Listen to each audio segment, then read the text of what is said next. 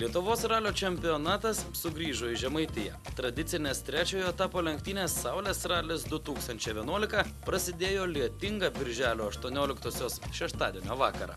Šios varžybos buvo ne tik Lietuvos, bet kartu ir Šiaurės Europos zonos šalių penktasis etapas, bet sulaukėme keleto labai greitų svečių duetų iš tolimesnių kraštų. Paraiškas dalyvauti Saulės ralyje padavė beveik 70 ekipažų. Varžybų rengėjai Šiaulių automobilių sporto klubas Likas ir toliau liko ištikimi savo gražiai tradicijai. Ralis truko ne vieną, kaip yra įprasta, o 2 dienas. Ekipažų laukė beveik 300 km maršrutas, tarp kurių daugiau nei 115 km sudarė greičio ruožai. 19:00 atidaroma iškilminga ralio arka. Pirmieji į lenktynių prologo trasą nusidriekusią miesto gatvėmis išvažiuoja patys greičiausi mūsų šalies ekipažai. Tik tiesa, juos išlydinčių žiūrovų stigo. Įsismarkavęs lietus smalsuolius išvaikė. Nepadėjo net scena ir koncertas.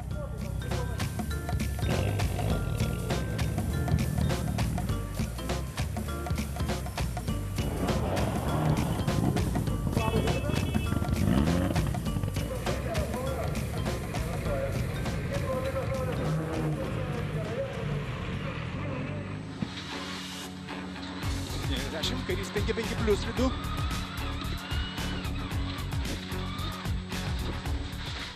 Lenktynių tradicija mieste liko turbūt tik Šiauliuose. Vakare visi ekipažai įveikė 3 simbolinius greičio ruožus, vieną labai slidų žvyrinį 2,5 km ilgio keliuką, bei 2 kart važiuojamą kiek ilgesnį asfaltinį GR šalia Zoknių aerouosto. Bendrai pirmąją lenktynių dieną greičio ruožų ilgis nesiekė 12 km, tačiau tai yra puikia duoklė apie ralį nedaug žinantiems žiūrovams, kurie galbūt specialiai į užmiestį nevažiuotų. O štai kai lenktynės vyksta tiesiog kieme, kodėl nesustoti ir nepasižiūrėti. Nors regis trumpi greičio ruožai mieste daug įtakos bendram ralio rezultatui ir negalėjo turėti, tačiau menkiausia klaida. Pavyzdžiui, kliudytas pakelės bortelis kainuoti galėjo labai brangiai.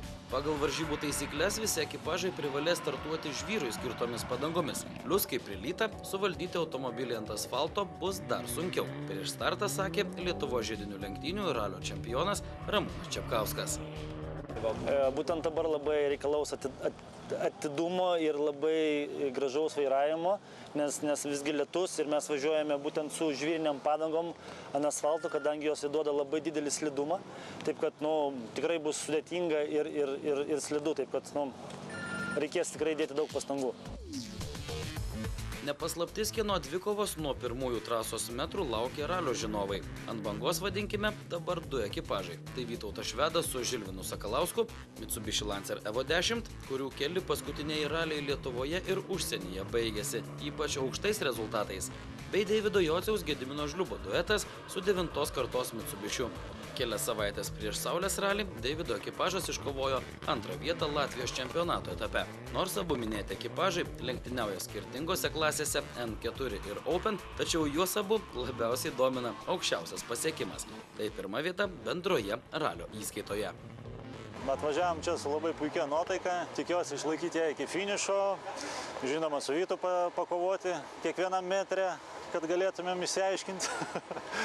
Tai manau, kad viskas bus gerai, stengsimės pagazuoti.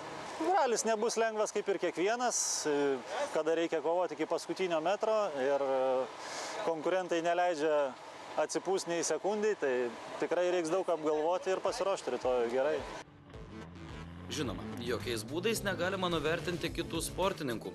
Čempionate lyderiaujančio Dominiko Butvilo, Roko Lipeikio, Martyno Samuičio ar Benedikto Vanago. Tačiau pagal išvystomą tempą anksčiau minėti 2 ekipažai yra šiek tiek greitesni, plus abu turi sveikų sportinių ambicijų viens kitą nugalėti. Tai parodė ir pirmosios dienos rezultatai. Deividas Jocius, kad ir laimėjo pirmąjį greičio ruožą, tačiau susumavus rezultatus greitesnis buvo Vytautas Švedas. Daugiau psichologinė persvara buvo Vytauto pusėje. Pirmąją dieną po 3 GR Deividą jis aplenkė vos 2 sekundės dalimis. Didžioji kova laukia rytoj, kai įveiksime daugiau nei 100 km ant žvyro. Tuomet ir galėsime pasakyti, kas yra kas, sakė pilotai. Kažkaip Saulės ralis jau 2 iš eilės mums pavyko laimėti, bet čia vėl naujos lenktynės, dabar visi absoliučiai lygus ir vėl prasideda nuo nulio. Tai negaliu sakyti, kad bus taip ar kitaip, bet aišku, stengsimės ir norėtumėm laimėti 3 kartą iš eilės, bet be abejo kaip sakau, naujas lenktynės, nauja istorija ir neaišku, kokia bus pabaiga. Manau, kad vaizdų bus, efektų bus, slydimų bus daugiau negu su slikais, tai žmonėms turėtų patikti. Saulės ralio prologo greičio ruožuose nesnaudė ir kiti ypač greiti varžovai. Dominikas Butvilas su Renatu Vaitkevičiumi, ginantis šiųmečio lyderio pozicijas klasėje N4 su Mitsubishi Lancer Evo 10, laimėjo abu asfaltinius greičio ruožus, tačiau pasaugojo automobilį ant pirmo žvyrinio ruoželio, nuo lyderio atsiliko vos 3 sekundės dalimis. Čia pat sukiojosi šeimininis Lietuvos čempionų Roko Lipeikio Ingos Lipeikytės ekipažas su Mitsubishi Lancer Evo 8, Benediktas Vanagas, Irina Kolomeiceva, Subaru Impreza VRX, Ramūnas Šepkauskas, Tomas Šepkauskas su 9-ąja Lancer Evoliucija. Tiesa, labai greitai, dar pirmąją Saulės ralio dieną, visi minėti ekipažai pakilo 2 laipteliais aukštyn. Pasibaigus 3-ajam greičio ruožui paaiškėjo, jog iš varžybų diskvalifikuotas Deivido Jociaus ekipažas. Duetas padarė grubę laiko kontrolės klaidą, dėl ko buvo priverstas važiuoti ne pagal kelio knygą, o tai ralyje netoleruotina. Ginklus po 3 GR sudėjo ir praėjusių metų N4 klasės čempionų Martyno Samuičio Ramūno Šaučikovo ekipažas. Jų antruoju numeriu pažymėta Mitsubishi Lancer Evo 10 sugedo variklio turbina. Nors komandos mechanikai nenuleido rankų, tačiau per naktį automobilio reanimuoti nepavyko.